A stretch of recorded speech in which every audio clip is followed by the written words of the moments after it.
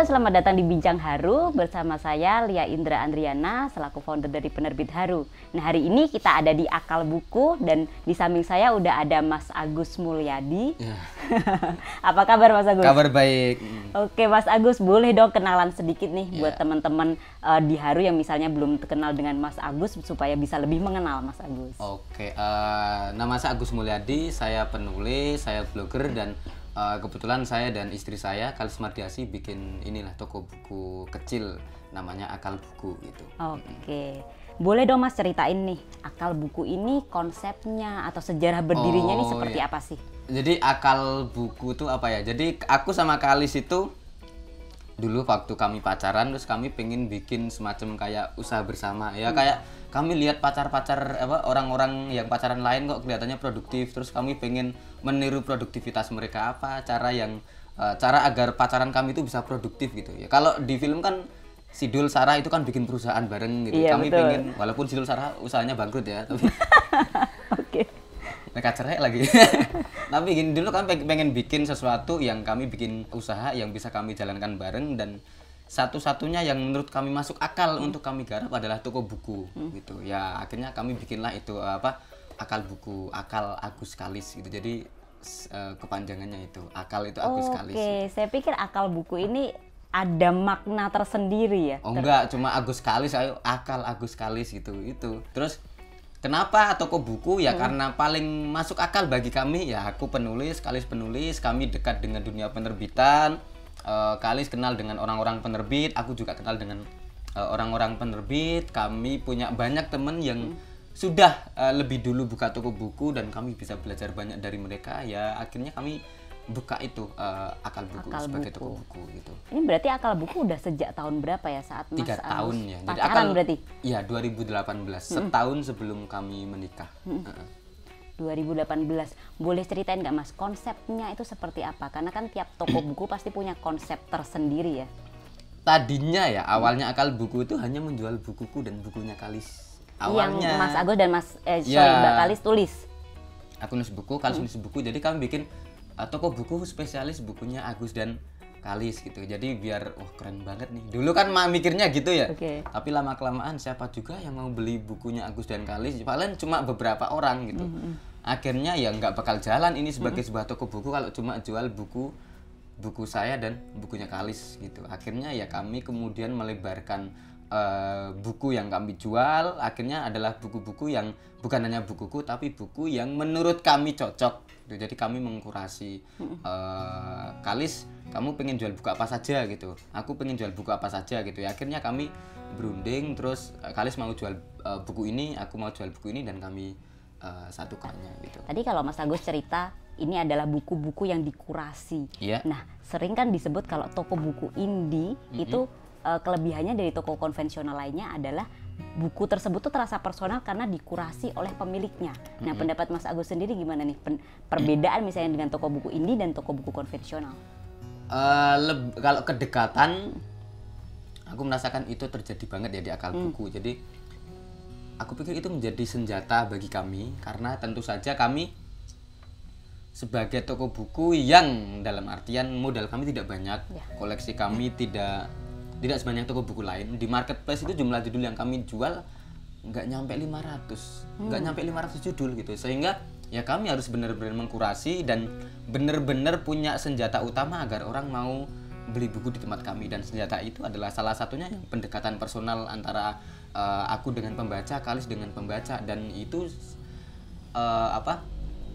cukup berjalan baik, apalagi ketika di medsos. Jadi banyak orang-orang itu yang beli buku bukan karena suka bukunya, tapi karena direkomendasikan oleh Agus dan Kalis. Orang langsung, oh ini direkomendasiin sama Mas Agus loh, oh ini Mbak Kalis udah baca loh. Jadi orang langsung mau beli itu gara-gara rekomendasi dari kami, dan itu terjadi berkali-kali untuk banyak judul gitu. Tadi kalau Mas Agus bilang memang ada pendekatan personal, buku yang memang dibaca. Berarti apakah semua buku yang ada di sini udah dibaca, ataukah ada beberapa buku yang sebenarnya direkomendasikan juga oleh pembaca, lalu akhirnya dijual juga di toko ini? Kami tidak membaca semua buku saya baca itu tentu saja enggak. Ada beberapa buku yang memang khusus hanya aku dan Kalis aja yang baca, sedangkan yang lain kami nggak baca. Ketika aku mempromosikan buku yang memang sudah aku baca, ya aku ini buku keren, aku udah baca, poin menariknya ini gitu. Tapi kalau ada beberapa buku yang memang aku belum baca dan aku hanya mendapatkan itu dari rekomendasi teman-teman pergaulan kami, ya kami menyebutkan bahwa hanya ada yang sesuai di itu apa di belakang buku apa namanya? Blurbnya kami hanya menyebutkan itu dan kami membaca review di Goodreads dan lain sebagainya gitu. Kami tidak memberikan rekomendasi personal gitu. Ya beberapa buku yang kami berikan rekomendasi personal ya memang hanya beberapa buku yang sudah kami baca gitu. Saya jadi penasaran, tapi ini agak off topic sih. Mas Agus sama Mbak Kalis ini saling membaca bukunya masing-masing nggak sih? Enggak. Oh bener Mas? Enggak ya. Aku baca bukunya Kalis itu, sebenarnya kan bukunya Kalis itu kan kumpulan tulisannya di media ya. Iya. Jadi di Mojok utamanya. Kalau di Mojok mau nggak mau aku sebenarnya karena udah baca bukunya Kalis nggak lewat buku. Tapi mau nggak mau gitu maksudnya? Mau nggak mau aku harus baca karena bukunya Kalis itu ya sebenarnya aku nyaris sudah pernah membacanya di media lain. Di media, gitu. Jadi iya. ya karena Kalis itu sering minta aku, Mas, aku nulis proof sih kamu harus gitu. kamu harus nge-like, kamu harus nge-retweet gitu. Kamu harus ikut nyebarin gitu. Dia kan intimidatif ya kalau. Jadi aku harus baca. Mas Agus, jadi bisa dibilang sebenarnya Akal Buku ini dibangun itu karena udah banyak mengenal penerbit dan penulis ya. Ya. Nah, seandainya aja nggak mengenal penerbit dan penulis, sebenarnya bagaimana sih cara memulai toko buku itu seperti apa sebenarnya? Nah, ini hal yang mungkin asal tahu informasinya ya. Jadi karena kebetulan banyak pembeli Akal Buku tuh yang kemudian jadi reseller buku. Oh gitu. Kan banyak kan. Iya. Nah, salah satu hal yang mungkin bisa aku contohkan itu adalah karena sekarang itu penerbit itu mulai proaktif untuk cari reseller. Salah satu yang paling aku bisa contohkan ya Buku Mojok gitu. Okay. Buku Mojok itu kan sekarang mulai memanjakan resellernya, mereka bisa dropship, jumlah pembelian minimal itu semakin kecil karena ya memang ya kita tahu di era sekarang ini penerbit-penerbit itu butuh banget reseller-reseller kecil dan mereka tidak bisa berfokus atau mengandalkan toko buku gede. Yeah. Jadi toko-toko buku kecil apalagi di daerah timur itu kan sekarang mulai aksesnya itu mulai dipermudah gitu. Jadi sebenarnya kalau untuk memulai pengen bikin toko buku itu sangat tidak susah. Asal memang mau menjalin komunikasi yang instan dengan para penerbit. Di Jogja itu mulai ada beberapa toko buku yang juga menyediakan konsep reseller gitu. Yeah. Mojok Store itu walaupun dia toko buku, dia juga menerima reseller loh. Oh. Jadi okay. orang kalau pengen coba ya, mereka gak harus menghubungi penerbit satu-satu, langsung aja jadi resellernya Mojok Store. Gitu. Karena di situ udah langsung banyak penerbit. Langsung banyak walaupun tentu saja diskonnya nggak berbeda segede ya. langsung yang dari toko buku, selisih 10% atau 5% atau 15%. Tapi kan sekarang bahwa akses itu sudah ada dan semua orang bisa menjadi toko buku gitu. Hal yang sangat mudah ya, yang penting asal tahu komunikasinya itu tok sih. Akal Buku ini kan kalau kita di sini sekarang berarti kan ada toko buku offline-nya. Yeah. Tapi sebenarnya di awal itu sudah langsung membuat toko buku offline seperti ini, apakah memulai dari online dulu? Kami fokus ke online gitu. Oh, fokusnya justru fokus online. Jadi dulu ketika ya karena kalau offline kan harus punya gerai, kami nggak punya gerai, hanya rumah dan kami isi buku dan tentu itu sangat tidak estetik kalau sangat tidak menarik lah. Berarti pindah ke sini sudah sejak tahun berapa, Mas? Ketika saya nikah 2019. 2019. Sebelum nikah itu semua buku ada di kontrakannya Kalis. Oh. Jadi saya ngekos, Kalis ngontrak. Jadi di kontrakannya Kalis itu Kalis ngontrak rumah karena dia sama temennya. Jadi 2 orang mereka ngontrak rumah nggak jauh dari sini dan semua buku itu kami taruh di sana. Kalau dulu bermula dari online, apakah udah ada stafnya yang ikut mengerjakan ataukah dari Mbak Kalis dan Mas Agus sendiri? Dulu kami rekrut 1 karyawan, jadi teman kami sendiri sih. Jadi anak UII, kebetulan temennya Kalis di jaringan Gus Durian, satu komunitas. Kalau sekarang nih udah berapa ada stafnya kah ataukah ada? Karena saya lihat di sosmednya juga aktif sekali kan ya. Sekarang ada 3 orang berarti. Ada Alwi, ada Anggi, ada Kania. Saya juga penasaran sih konsepnya sendiri di sosmed itu seperti apa? Karena kan tiap TBO juga pasti berbeda-beda. Dan saya melihat Akal Buku aktif sekali untuk membagikan sesuatu, bukan cuma ngambil dari penerbit lalu di-share lagi gitu. Sebenarnya kalau di Jogja ini ya, saya nggak tahu apakah di tempat lain juga ya. Sebenarnya kalau jual buku itu kan sebenarnya sekaligus jual isu ya sebenarnya kalau di. Jadi orang-orang itu tertarik dengan salah satu toko buku atau beberapa toko buku itu bukan semata karena buku yang dijual, tapi karena isu yang ingin disampaikan. Jadi semacam kayak jual pemikiran gitu. Makanya diskusi kadang sesekali di akal buku itu yang admin bukan Api, kadang aku dan Kalis. Jadi kami membagikan gagasan kami itu, pendapat kami tentang satu isu gitu. Mengajarkan orang berpikir kritis gitu kali ya. Ketika aktif gerakan Gejayan Memanggil itu nyaris 20 besar akun yang aktif bermain di situ adalah akun-akun toko buku loh. Berdikari, buku akik, akal buku, buah buku, semuanya aktif di isu itu karena memang kami punya kesamaan kegelisahan yang sama saat itu ya. Tapi itu apakah dikoordinasi atau ya enggak, kami bener-bener secara pribadi secara gitu pribadi ya kami tahulah mana yang harus kami bela gitu. Kalau gitu Mas tadi kan menyebutkan kalau tiap toko buku itu sebenarnya bisa menggiring atau bisa menyampaikan atau diskusi isu. Nah, dari toko buku sendiri itu kalau misalnya bisa memberikan tips and trick buat teman-teman yang sedang nonton nih, seandainya mereka ingin membuka toko buku lalu ingin menggarap konsep atau supaya punya banyak pelanggan yang loyal itu apa sih yang harus dilakukan? Yang paling penting adalah ya menetapkan satu tema besar soal toko buku itu, apa yang pengen kalian garap gitu. Di akal buku tema yang paling kami garap adalah isu tentang feminisme, Islam moderat, Islam wasatiyah. Kalian itu tidak akan pernah bisa menguasai banyak hal. Hanya beberapa hal gitu, yang itu yang harus kalian tonjolkan gitu. Dan nanti kalian akan punya basis pemirsa sendiri. Kalau di medsos basis pemirsa, kalau di toko basis pembeli gitu. Kalian akan punya itu gitu. Jadi jangan palu gada apa aja ada gitu ya. Kalau palu gada itu ya Anda akan kalah sama Gramedia gitu. Oh iya betul. Kalau ya buku kecil ya ngerumangsani lah. Salah satu teknik untuk bertahan hidup ya itu. Mas Agus, berarti apa sih sebenarnya yang perlu dipersiapkan kalau misalnya ada orang yang pengen membuka toko buku? Kalau memang punya duit yang banyak, ya beranilah nyetok. Beranilah nyetok dan ya sebenarnya beli rak-rak seperti ini kan sebenarnya nggak murah juga ya. Nggak murah juga, butuh dana yang cukup besar gitu. Tapi memang kalau pengen memulai dulu, jajal dulu, modalnya sangat sedikit, ya bisa dengan konsep dropshipping dulu gitu. Dan itu sebenarnya bukan hal yang buruk untuk memulai sebuah usaha toko buku gitu. Banyak banget sekarang teman-teman kami itu, teman-teman pembeli buku kami itu yang kemudian jadi buka toko buku dan dengan konsep dropshipping gitu, karena memang sekarang nyaris semua penerbit itu ternyata membuka peluang dropship gitu. Berarti kalau ada peluang dropship sebenarnya modal yang harus dikeluarkan paling minimal 0 berarti. 0, bener-bener 0. Orang cuma fokus bikin konten di medsos, dan nanti yang ngirim dan yang ngepakin kan langsung dari pihak penerbitnya gitu.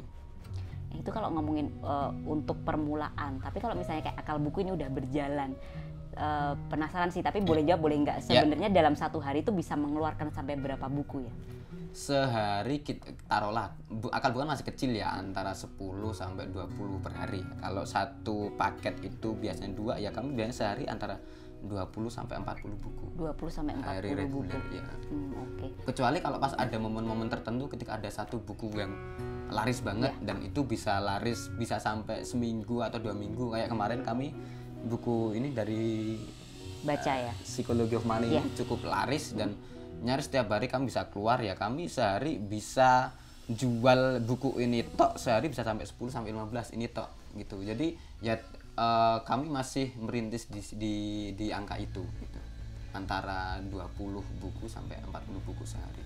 Tadi udah ngomongin gimana cara memulainya. Nah, dalam berjalannya waktu ini kendala apa sih yang pernah dialami, apalagi 2 tahun ini kan kita mengalami pandemi. Sebenarnya apa ya?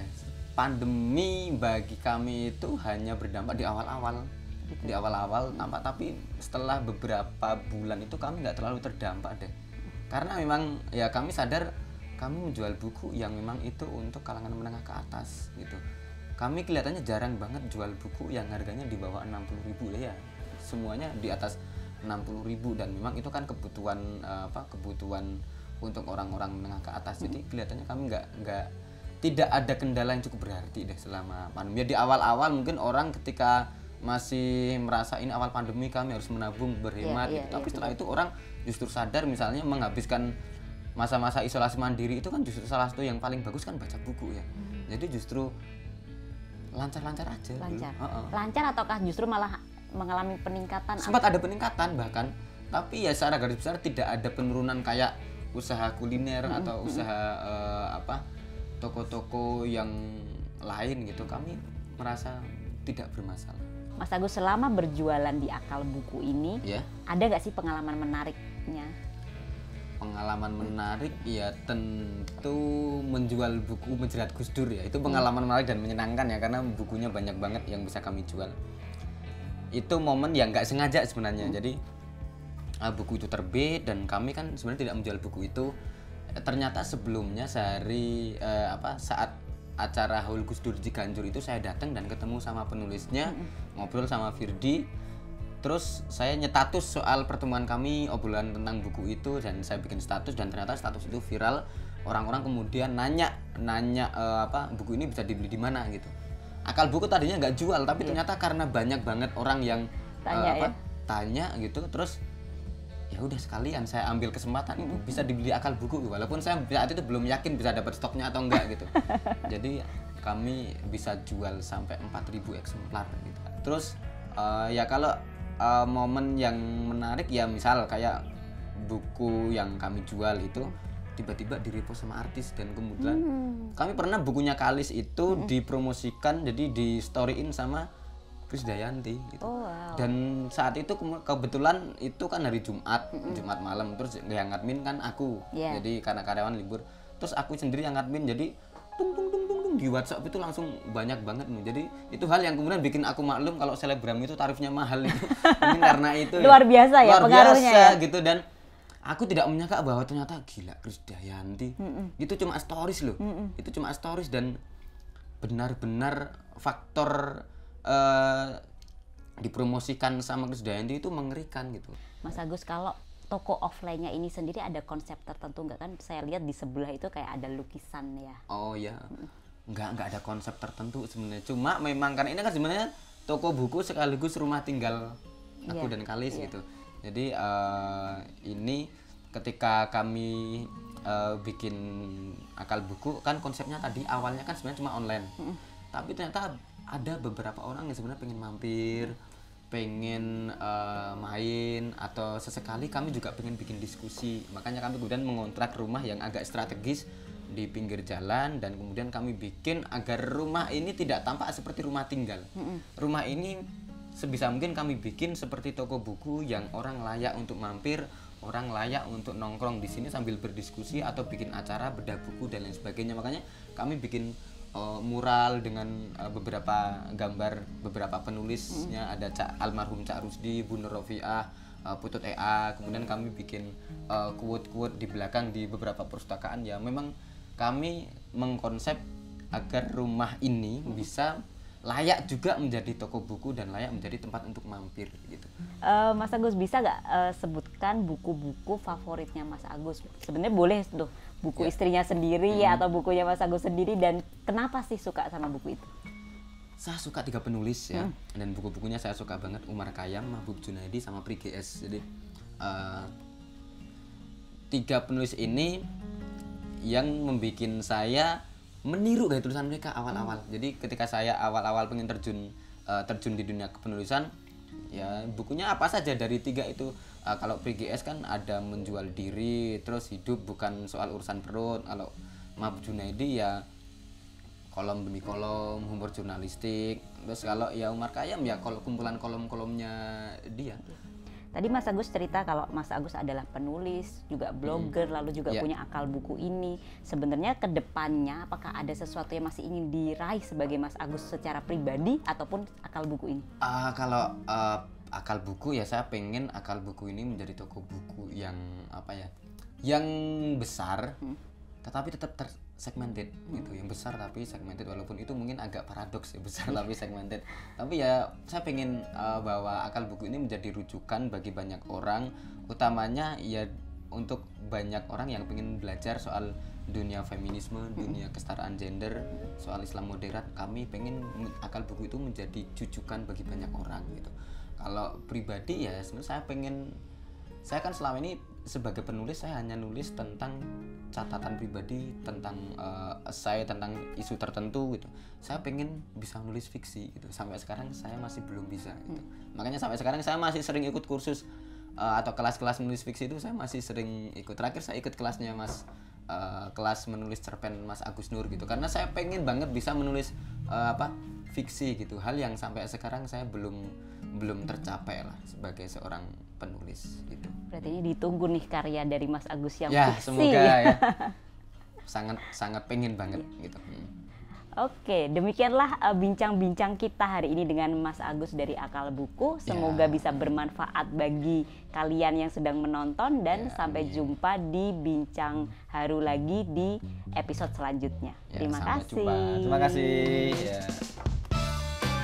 Akal Buku memang baru seumur jagung, tapi toko buku mungil ini mengkurasi dengan serius buku yang mereka jual. Jika kamu kebingungan memilih buku bacaanmu selanjutnya, mampirlah ke Akal Buku. Siapa tahu rekomendasi kedua pemilik buku ini, Mas Agus dan Mbak Kalis, bisa kamu jadikan pertimbangan. Jangan lupa juga untuk selalu menonton video di channel kami ya. Sampai jumpa.